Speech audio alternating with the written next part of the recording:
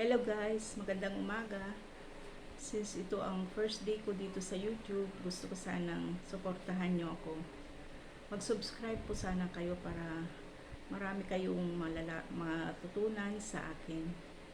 Hindi lang pagluluto, kundi marami pa pong iba. 1 year na rin po ako sa Facebook, pero hindi pa rin ako namomonetize, kaya dito ako sa YouTube mag-try, baka sakaling dito ako mamonetize. Kaya pakisuportahan niyo po sana ako. At tinitiyak po sa inyo na hindi kayo magsisisi sa akin. Ang una kong ituturo po sa inyo ay ang basic na pagsusukat ng blouse ng bata. Tara, turuan ko po kayo. Hello guys, ituro ko sa inyo kung paano pagsusukat ng blouse ng bata. Simula dito sa dulo ng buto dito sa balikat, dito natin magsimula magsukat, tapos dito sa kabilang buto ng balikat din. Ayan.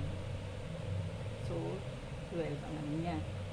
Tapos dito naman sa may liig, simula dito hanggang dito tayo magsimula, tapos dito rin tayo magtatapos. Ganyan. Tapos sa ano naman, sa armhole, ang pagsukat guys, insert natin yung daliri natin. Ayun, naka-insert siya, tapos pwedeng magalaw-galaw na gano'n. Dapat may allowance. Saka yung haba ng manggas, yung maiksi lang na manggas ganito, simula tayo dito sa may balikat hanggang dito sa may siko. Kung anong sukat niyan, hatiin natin. Katulad niyan, 8, hatiin natin. So, magiging 4 inches. Ngayon, ang sukat ng haba ng manggas, 4 inches. So, dito siya. Ngayon, yung luwang naman ng manggas, dapat naka-insert pa rin yung daliri natin para may allowance siya. Ayan.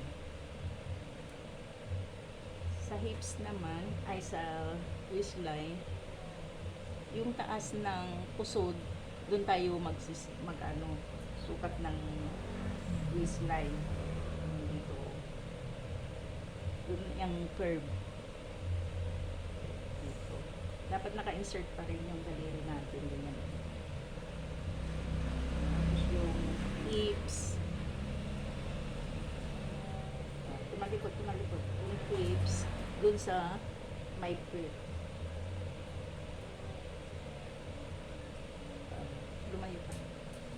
Okay, naka-insert pa rin yung daliri natin. Yung pagkuha ng yan. Tapos kung may curve yung blouse, simula tayo dito sa may batok.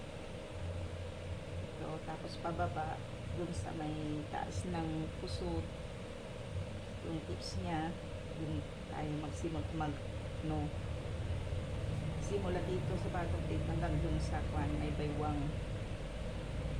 Dito naman sa kabila ganun din, simula dito sa may liig, dito sa banda rito, tapos dun sa taas ng pusod. Doon tayo curve. At sa haba naman ng blouse, lumalikod. Simula dito sa batok, pababa. Kung gaano kahaba yung gustong haba ng blouse na patayin, doon ka huminto. Ganun lang guys ang pagkuha ng sukat ng blouse ng bata. Thank you guys for watching.